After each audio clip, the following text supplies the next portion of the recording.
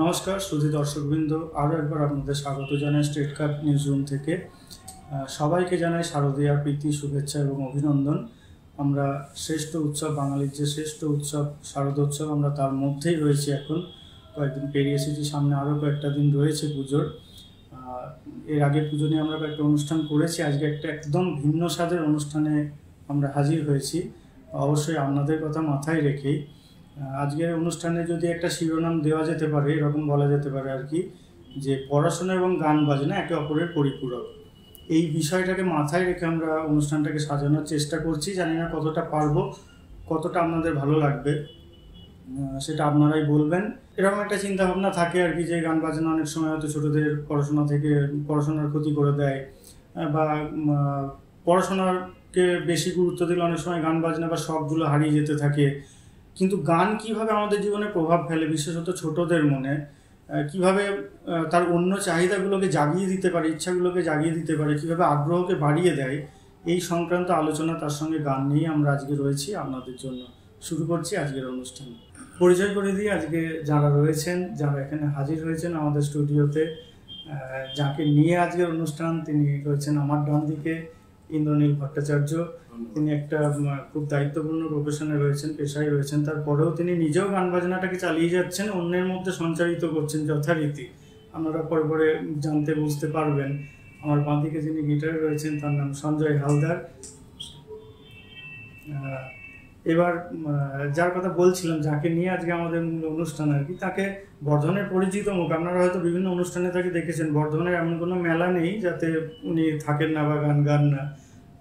তিনি গান নিয়েই মেতে রয়েছেন, মানে দায়িত্ব সামলে কীভাবে জীবনটাকে উপভোগ করতে হয়, কীভাবে জীবনটাকে উপভোগ করানো শেখাতে হয়, সেগুলো এবার আমরা চলুন তার কাছ থেকে গানে গানে কথায় কথায় শিখে নিই।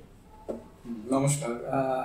সুকান্তদার কথার সূত্র ধরেই আমি কয়েকটা কথা বলবো, কিন্তু প্রথমেই আমি এই স্টেট কার্ড নিউজ চ্যানেলকে এবং সুকান্তকে, আমি সুকান্ত দাই বলি, আমি অত্যন্ত ধন্যবাদ জানাবো, কারণ এরকম একটা বিষয়ের উপর এই অনুষ্ঠানটা করেছে। কারণ আমি নিজে গান শেখাতে শেখাতে, অনেক ছাত্রছাত্রী গান শেখাতে শেখাতে, এবং নিজেও যখন স্টুডেন্ট ছিলাম ছোটবেলা থেকে দেখেছি, একটা ক্লাস 8-9-এ ওঠার পরেই না খুব চাপ পড়ে গেল, এবার গানটা বন্ধ করে দাও। আদতে কিন্তু তাতে করে মানে কোনো এক আত্মীয় বা গার্জেনদের কথায় গান বাজনাটা সেই বাচ্চাটার জীবন থেকে চলে গেল হয়তো, কিন্তু তাতে যে সে পড়াশোনায় বিষয় সাকসেসফুল হলো, এরকম কিন্তু আমি খুব একটা দেখি। আমিও মানে পড়াশোনাটাকে করেছিলাম, আমি মিউনিসিপাল বয়েজ স্কুল থেকে মাধ্যমিক দিয়েছি, সায়েন্স নিয়ে উচ্চ মাধ্যমিক দিয়ে সিভিল ইঞ্জিনিয়ারিং কমপ্লিট করে বর্তমানে গভর্নমেন্ট সার্ভিস করছি সিভিল ইঞ্জিনিয়ার হিসেবে পেশায়। কিন্তু গান বাজনাটাকে নিয়েই তো আমি পড়ে আছি, আমি গান শেখাচ্ছি, এবং আমি দেখেছি যে গান বাজনা করলে পড়াশোনাটা অনেক ভালো হয়, খারাপ হওয়া তো দূরের কথা, অনেক ভালো হয়, এটা অনেক বেনিফিট আছে। এই এখনই আমি আজকে যে একটা গান দিয়ে অনুষ্ঠানটা শুরু করব, সেই গানটি কিন্তু সাহিত্যিক বঙ্কিমচন্দ্র চট্টোপাধ্যায়ের কথা এবং সুরে। আমরা ওনাকে জেনারেলি সাহিত্যিক উপন্যাসিক হিসাবেই আমরা জেনে এসেছি, কঠিন ভাষায় অনেক উপন্যাস, হ্যাঁ, কিন্তু তিনি যে এরকম গান করেছেন বা গান লিখে গেছেন, এটাও খুব অল্পশ্রুত একটি গান। আমি চেষ্টা করছি আপনাদের সামনে মানে প্রেজেন্ট করার। এই গানটা গেয়ে আমি বাকি কথাটা বলছি। আর যেহেতু পুজোর মরশুম, এটা একটা আগমনী গান, তো এটা দিয়ে শুরু করি। বর্ষে বর্ষে এসো যাও মাগো এই বাংলার ধামে, বর্ষে বর্ষে এসো যাও মাগো এই বাংলার ধামে, কে তুমি ষোড়শী কন্যা মৃগেন্দ্র বাহিনী মা, বর্ষে বর্ষে এসো যাও মাগো এই বাংলার ধামে, চিনিয়াছি তোরে দূর গে, তুই নাকি ভব দুর্গে মা, চিনিয়াছি তোরে দূর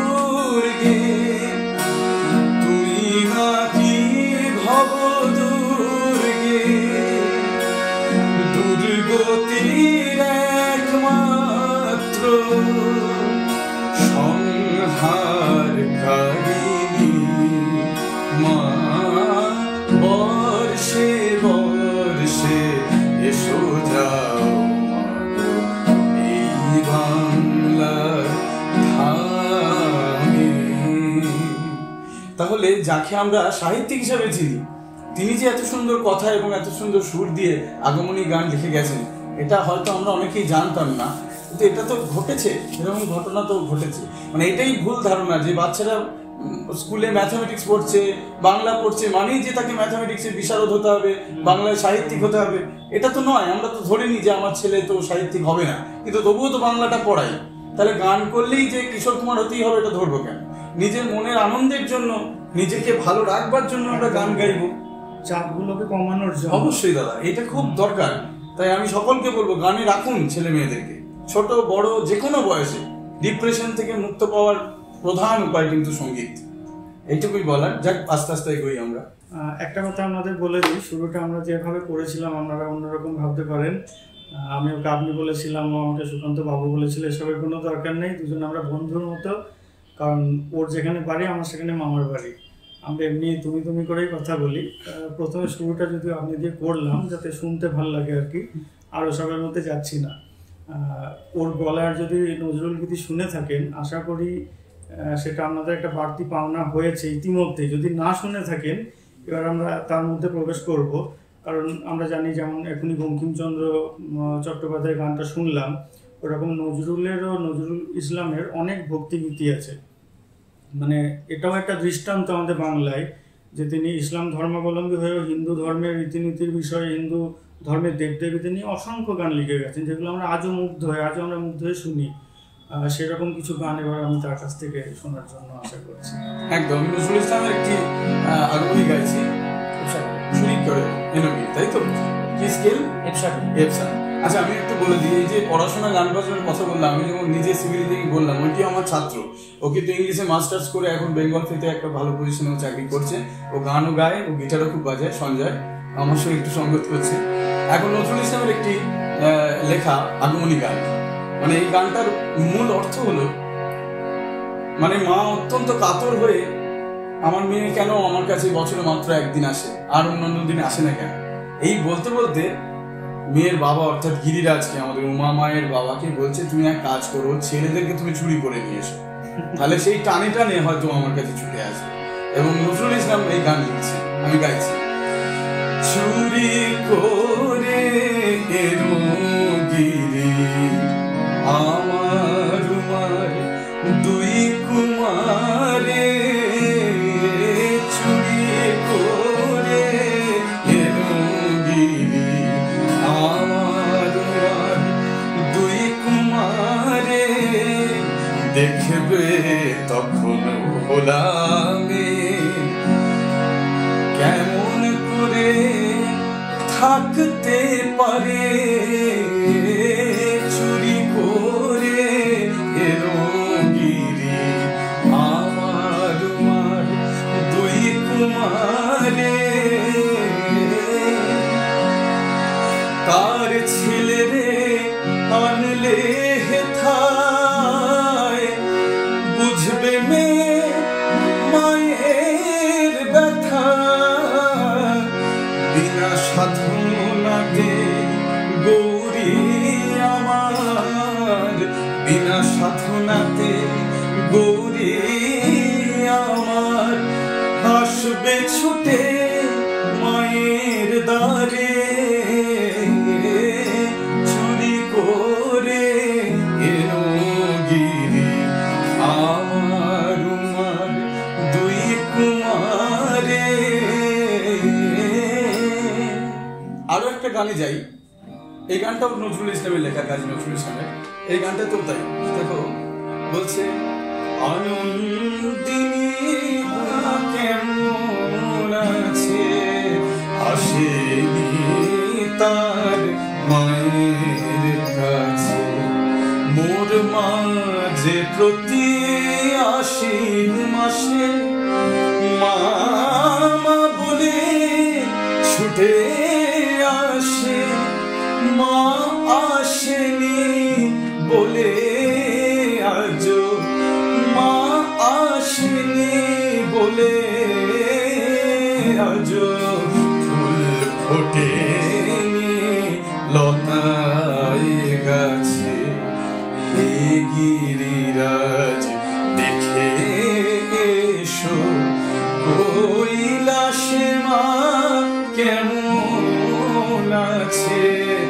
আসেনি তার মায়ের কাছে আনন্দিনী উমা আজও আসেনি তার মায়ের কাছে।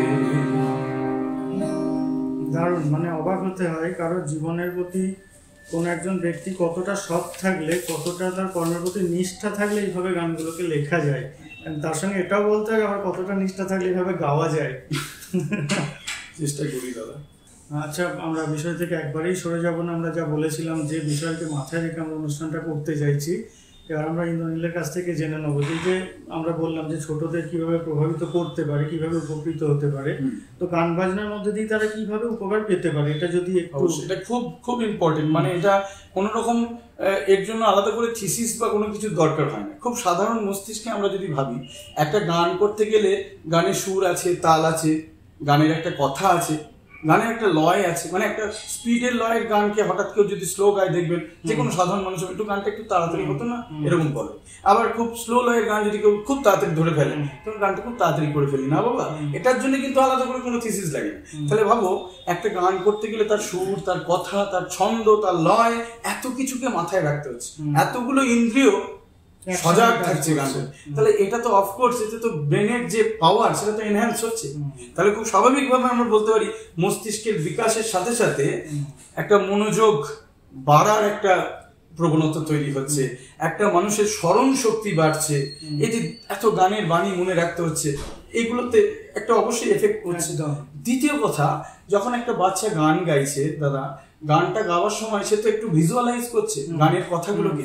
ছোটদের ক্ষেত্রে ছোটদের গান, বড়দের ক্ষেত্রে বড়দের গান ভিজুয়ালাইজ করতে করতে সে কিন্তু যখন ভাবছে একটা জিনিস, যখন সে ভাবছে না, তার ভাবার প্রবণতা বাড়ে, তার মধ্যে অফকোর্স কল্পনা শক্তি বাড়ে, তার মধ্যে একটা পজিটিভ ভাইব তৈরি হয়। সবচেয়ে বড় কথা, সে ছেলেটি কোনোদিন ডিপ্রেসড হবে না, আমি এটুকু বলতে পারি। একদম বাচ্চারা তো বাবা মার হাত ধরে শিখতে আসে, যেদিন তারা একটু বড় হবে বুঝবে যে না আমি গান বাজনাটা এই জন্য করছি, তারা জীবনে আজকাল আমরা অনেক কিছু মানে খারাপ খবর শুনি, অনেক বাচ্চা ছেলে মেয়ে দুর্ঘটনা ঘটিয়ে ফেলে।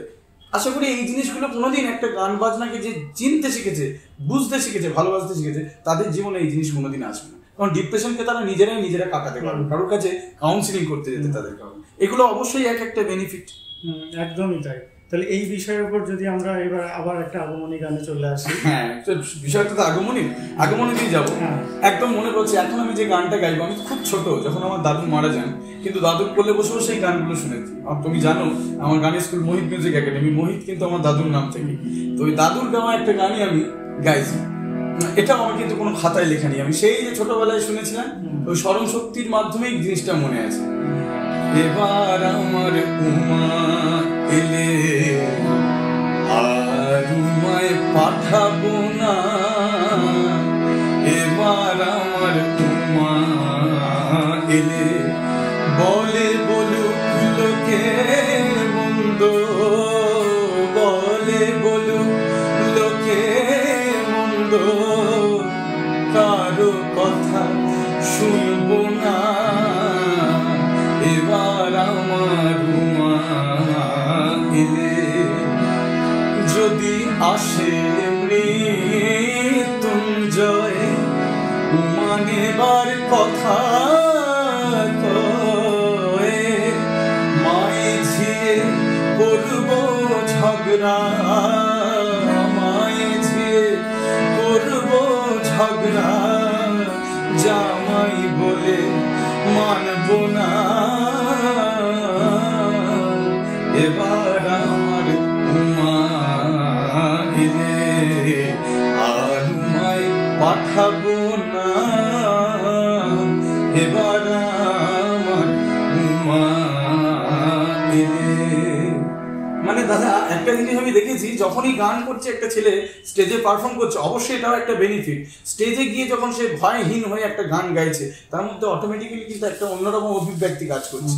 চাকরি বাকরি যে কোনো জায়গায় গিয়েছে কিন্তু 5 জনের থেকে নিজেকে আলাদা করতে, ভয়টাকে কাটিয়ে উঠতে অবশ্যই। আবার ধরো কোরাস সমবেত সঙ্গীত তারা মানে এটা একটা টিম ওয়ার্ক, সবাই মিলে একসাথে গাইবো, একসাথে পরিবেশন করবো, এটা তারা ছোট থেকে গানের মাধ্যমে তার সঙ্গে যে তাল মেলানো, একদম মানে আজকাল যেটা নেই, একসাথে সবাইকে চলাটা আজকাল আর নেই, কিন্তু এটা কিন্তু আমরা গানের মধ্যে দিয়েই শিখি দাদা।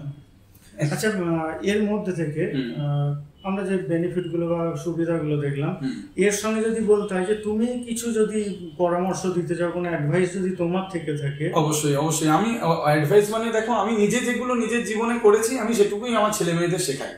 যেটা হচ্ছে, একটা গান যখন গাইবে সেই গানের লাইনগুলোকে একটু কল্পনা করো। আজকাল ম্যাক্সিমাম ছেলে মেয়ে ইংলিশ মিডিয়ামে পড়ছে, তারা বাংলা ভাষাটাকে সেরকম ভাবে চর্চা করতে পারছে না। কিন্তু যখন সে একটা গান গাইছে যে এবার আমার উমা এলে, হ্যাঁ, বা ধরো বলছে এই যে যাও যাও গিরি আনিতে গৌরী উমা বড় দুঃখে রয়েছে, মানে এই যে গানের কথা আমি আগমনী দিয়ে যেহেতু আলোচনা হচ্ছে, তাহলে এখানে একটা গল্প তো রয়েছে যে যাও গিরি, মানে কাউকে একটা বলছে যাও, তার মধ্যে প্রশ্ন আসছে আচ্ছা তাহলে গিরিটা কি? তখনই সে জানতে পারছে উমা মায়ের বাবার নাম গিরিরাজ। তারপরে লাইনে বলছে আমি দেখিনু স্বপন নারদ বচন উমা মা বলে কেঁদেছে। তাহলে এই যে গল্পটা কিন্তু একটা বাচ্চা তখন ভিজুয়ালাইজ করছে যে এই গল্পটা কি।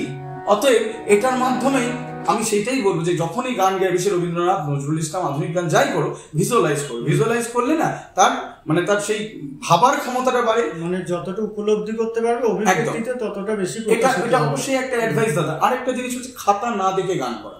গানটা যখন তুলবে তখন খাতা তো দেখতেই হবে, কিন্তু তারপর আর খাতা দেখে দেখে গান করা মানে কি, আমার চোখটাকে এবং ব্রেনটাকে যদি আমি খাতায় আটকে দিই তাহলে আমি এক্সপ্রেস করতে পারবো না, এক্সপ্রেশনটা অটোমেটিক্যালি কমে যাবে। তাই গানটা উঠে যাওয়ার পরেই চাইবে, সবসময় চেষ্টা করবে খাতা যাতে না দেখতে হয়। খাতা না দেখে গান গাওয়ার কিন্তু অনেক বেনিফিট। মামার বাড়িতে বেড়াতে গিয়ে একটা গান কর বললে বলতে হয় যে খাতা আনতে ভুলে গেছি, এটা তাহলে আর বলতে হবে না। খাতা না দেখে দেখে অভ্যাস করলে খাতা ছাড়াই গান করা যাবে, এটা এক নম্বর। আর দুটো হচ্ছে যে সারগাম প্র্যাকটিসের উপরে প্রচন্ড ধ্যান দিতে হবে। এতে করে কি হয়, মুখের জিভের জড়তাও চলে যায়, প্লাস গলা খুলে ভোকাল যে জিমিং গুলো, ভোকাল এনহ্যান্স হয়। এইটুকু জায়গায় এত কিছু তো বলা যায় না, তবে এই জিনিসগুলোতে ফোকাস দিলে উচ্চারণটা পরিষ্কার, অবশ্যই খুব খুব দরকার উচ্চারণ পরিষ্কার হওয়াটা। আর একটা হয়ে যাক তাহলে আমরা একদম আমরা অনুষ্ঠান বোধহয় বা শেষের দিকে।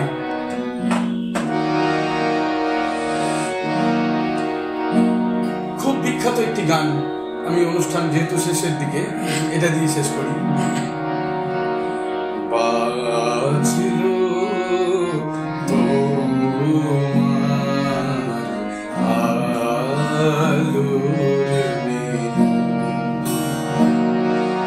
মাতিল রে ভুবন, বাজল আলো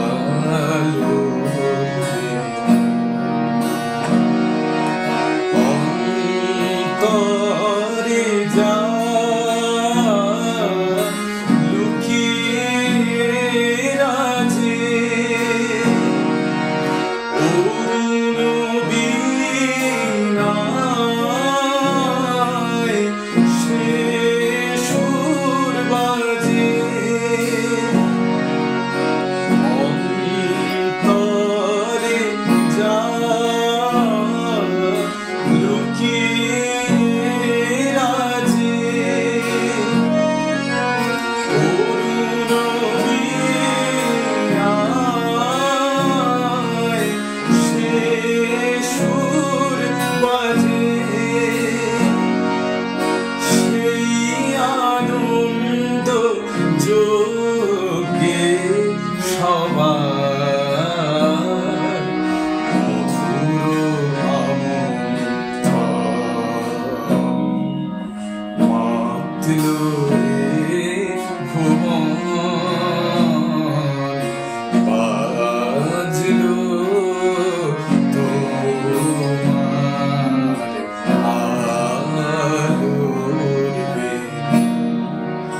গান ছাড়া কিন্তু দুর্গাপুজো কোনোদিনই শুরু হতে পারে না, একদমই তাই। শুরু হবে না, শুরু না হলে শেষেরও বিষয় আছে না, এবং এই গানগুলো আমাদের পুজোর ভাবটা জাগিয়ে তোলে একদম পুজোর আগে। একদম। তাহলে এবার যেতে হবে, আপনাদের অনুমতি নিয়ে শেষ করছি আজকের মতো।